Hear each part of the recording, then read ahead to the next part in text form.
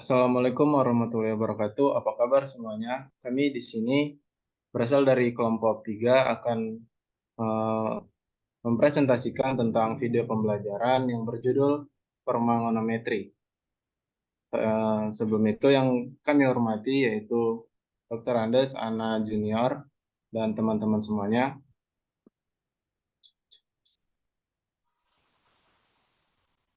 Nah, jadi di sini kami mengambil 4 pokok pembahasan.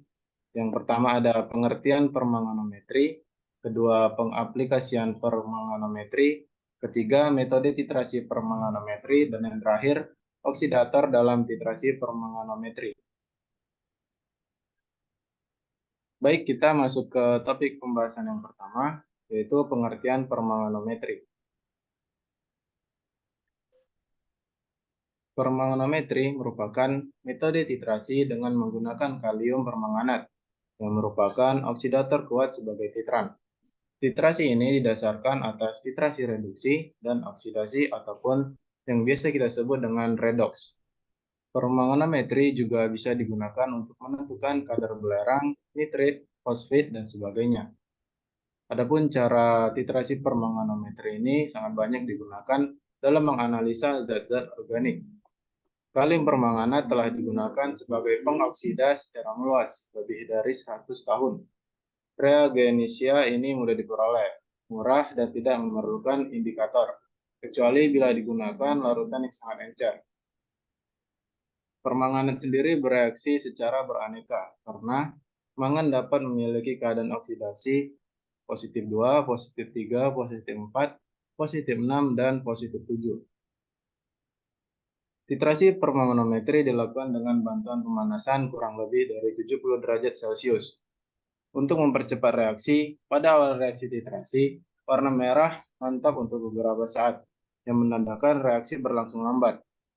Pada pembuatan titran selanjutnya, warna merah hilang makin cepat karena ion mangan 2 yang terjadi berfungsi sebagai katalis, yang berfungsi untuk mempercepat reaksi.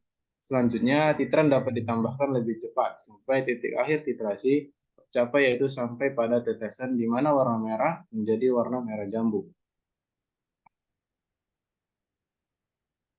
Pokok pembahasan yang kedua yaitu pengaplikasian permanganometri.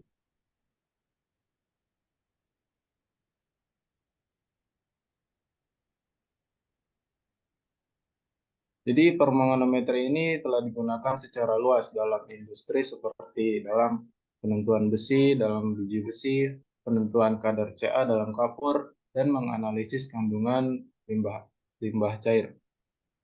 Penentuan besi dalam biji besi adalah aplikasi terpenting dari permanganometri yang mula-mula biji besi dilarutkan dalam asam klorida, lalu besi direduksi menjadi Fe2+.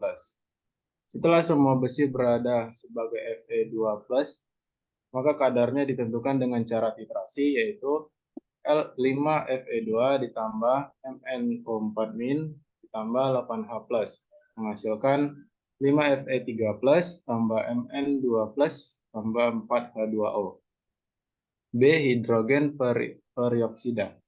Perioksida bertindak sebagai zat pereduksi. Reaksinya yaitu 2MnO4- ditambah 5H2O ditambah 6H+ menghasilkan 2Mn2+ ditambah 5O2 dalam fase gas ditambah 8H2O. Yang C. Kalsium secara tidak langsung. Mula-mula kalsium diendapkan sebagai CaC2O4-. Setelah penyaringan dan pencucian, endapan dilarutkan dalam asam sulfat dan oksalatnya dititrasi dengan permanganat.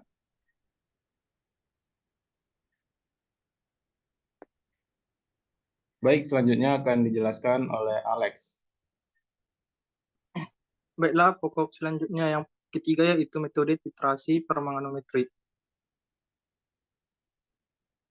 Metode titrasi permanganometri dapat dilakukan dengan menggunakan kalium permanganat. Reduksi permanganat dalam larutan basa kuat ini akan direduksi menjadi ion manganat atau Mn2 positif.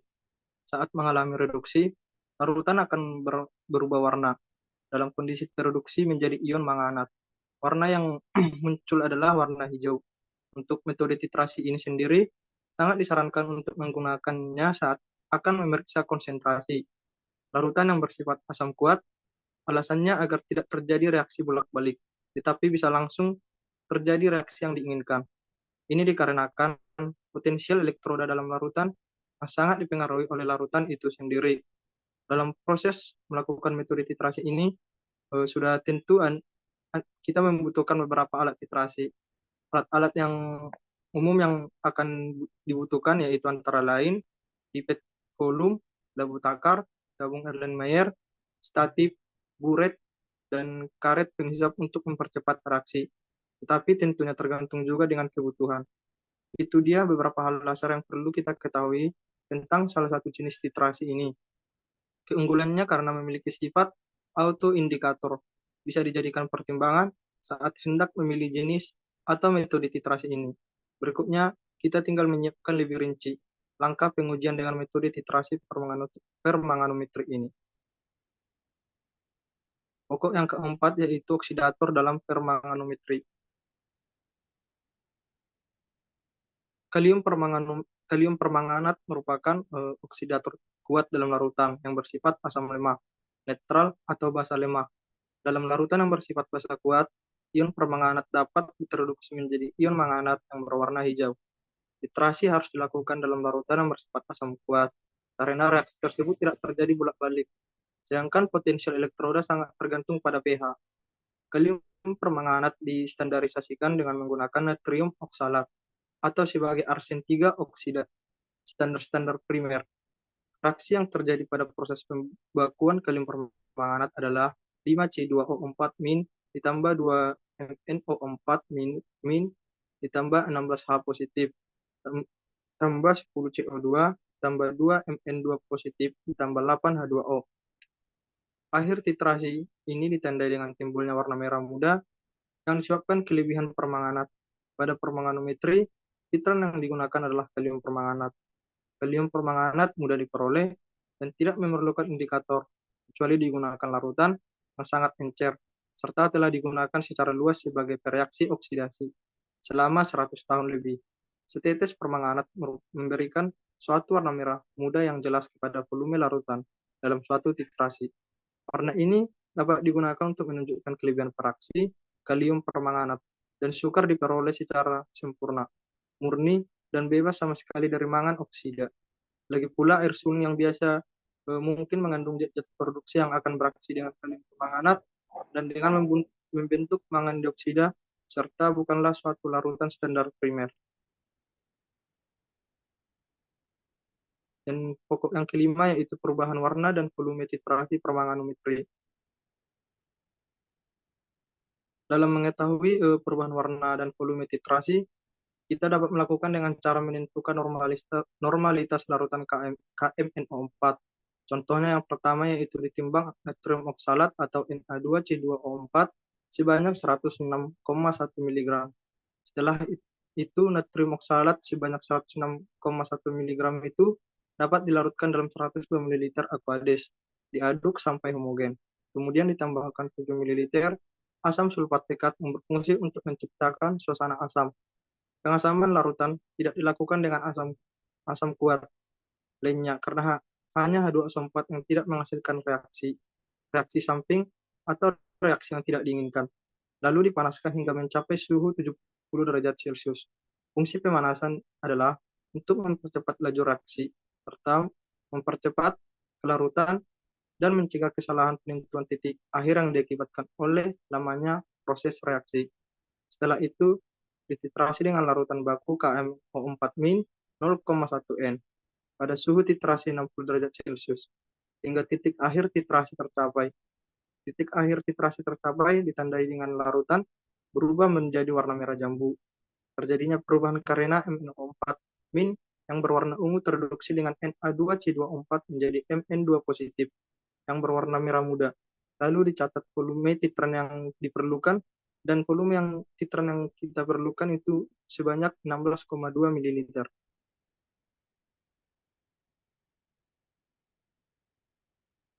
Baiklah, di sini kami menyediakan link YouTube tentang materi pembelajaran permanganometri.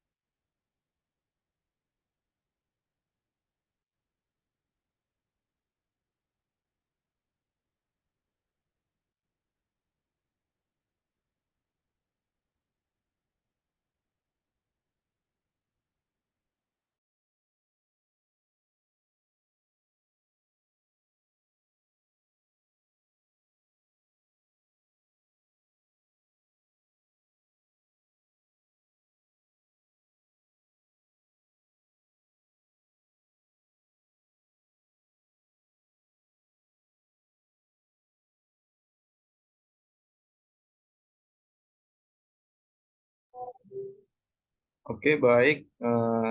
Sekian dari hasil video pembelajaran yang telah kami paparkan.